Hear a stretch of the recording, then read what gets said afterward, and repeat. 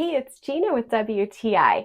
And if you really want to be pampered at home with the epitome of luxury, I recommend upgrading your toilet to this smart toilet with bidet from CANEST.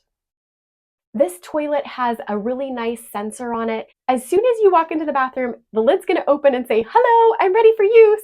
And there's a foot sensor. So even though the lid opens automatically, you can use the foot sensor to open the seat. And then when you're done, use the foot sensor again. It's going to close both the seat and the lid and automatically flush. Now, if you've been sitting on the toilet and you get up from it, it's going to flush for you just a few seconds later. If you just want quick functionality, there's a knob on the side of the toilet where you can do a front or back wash or just use it to flush. Or you can really expand your horizons by using the remote. I love that you can absolutely customize this to whatever your needs are. Not only can you adjust the position of the bidet, but you can change the water temperature, the temperature of the seat.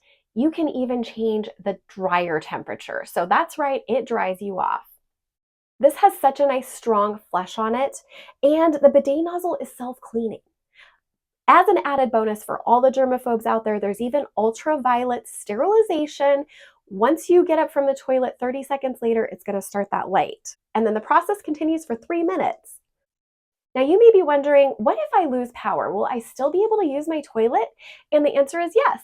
There is a battery backup, and the flushing mechanism will continue, although you won't have access to the bidet functions until your power comes back on. As far as installation goes, we did have to make a slight modification because of our setup, but there are clear instructions and all the parts that you'll need for a normal setup in your home. We could not be more pleased with this toilet. It has exceeded our expectations. We think you're going to love it too, but that's just our point of view.